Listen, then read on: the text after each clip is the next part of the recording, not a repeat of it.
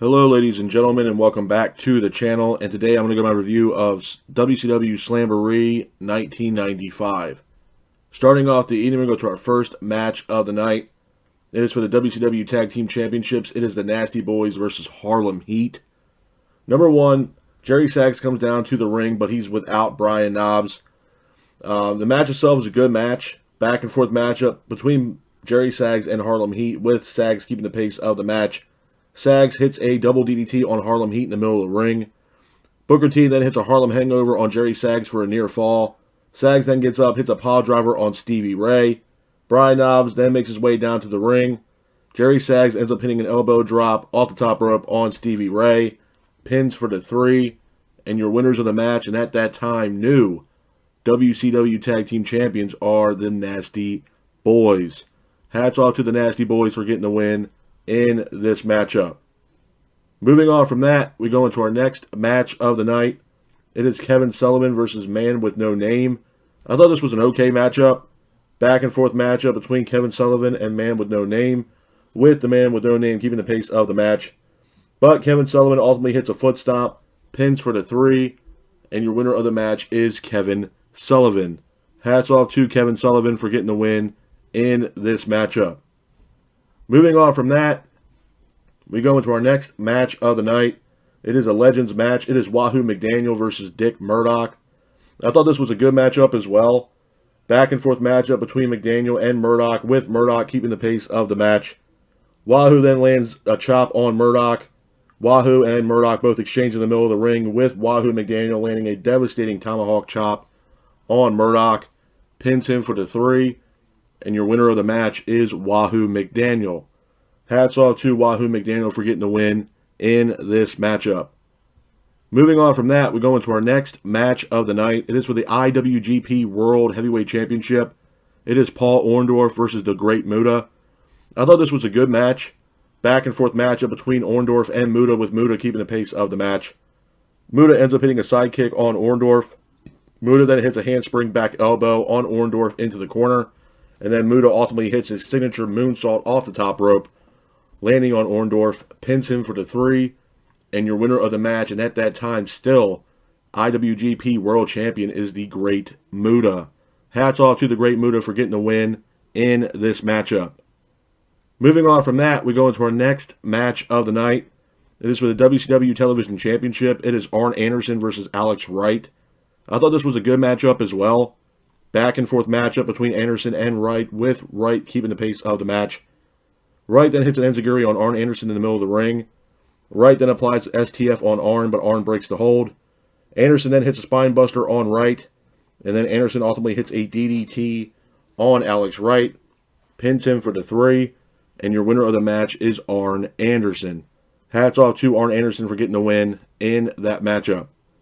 Moving on from that, we go into our next match of the night. It is Meng versus Hawk. I thought this was an okay matchup. Back and forth matchup between Meng and Hawk. But this match ultimately ends in a double countout. Moving on from that, we go into our next match of the night. It is a lights out match. It is Bubba Rogers versus Sting. I thought this was a good match. Back and forth matchup between Bubba Rogers and Sting, with Sting keeping the pace of the match. Sting ultimately applies a Scorpion Deathlock on Bubba Rogers, and your winner of the match by submission is Sting. Hats off to Sting for getting the win in that matchup. Moving on from that, we go into our next match of the night. It is the main event of WCW Slamboree 1995. It is Ric Flair teaming up with Vader versus Randy Savage and Hulk Hogan. I thought this was a great match. Back and forth match between both teams, with Hogan unloading strikes on Vader. Flair then lands chops on Randy Savage in the corner. Randy then unloads strikes on Flair. Hogan then applies a figure 4 leg lock, but the hold is broken. Flair then hits a knee drop on Hogan's leg. The Giant then is shown at the stage. Vader then hits a moonsault off the top rope on Randy that looked absolutely brutal. Vader then unloads strikes on Randy Savage in the corner. Arn Anderson then goes for an axe handle off the top rope, but missed and hit Ric Flair. Hogan then hits a big boot on Flair, pins him for the 3, and your winners of the match are Hulk Hogan and Randy Savage. A couple of things I'm going to say about Slamboree 95 before I get out of here, man. Number one, this was a decent event. It really was. This was a solid event. To start things off, we go with the Nasty Boys and Harlem Heat for the Tag Team Championships. I like the way this match was set up, especially having Jerry Saggs come to the ring by himself without Brian Knobbs. Then Brian Knobbs coming back into the match towards the end, kind of saving Jerry Saggs. I thought that was a great moment and a great match. Honestly, the Legends match was awesome too. Wahoo McDaniel versus Dick Murdoch was a fantastic match. And that's one big thing that I loved about Slamboree is that, you know, back in the day when Slamboree was created, a lot of the matches on Slamboree, you know, they gave them Legends matches. So a lot of the Legends from back in the day, you know, had an opportunity to wrestle, whether it was like Dory Funk Jr., Dick Murdoch, Wahoo McDaniel, just to name a couple, Nick Bockwinkel. They gave them the opportunity to wrestle on this pay-per-view card, so I thought this was awesome.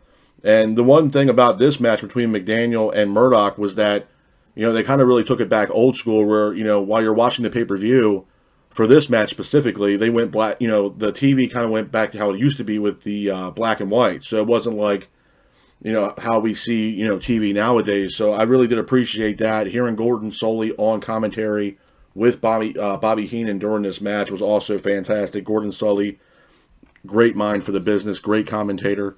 And it was great to see, you know, him commentate on this match between McDaniel and Murdoch. Great Muta defending the IWGP World Heavyweight Championship against Paul Orndorff.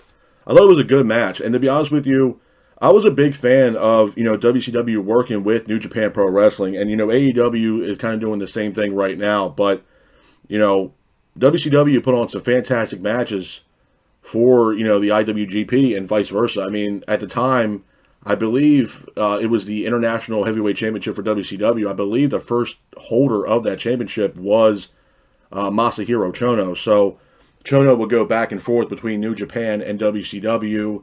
You know, had matches with Flair, had matches with Rick Rude.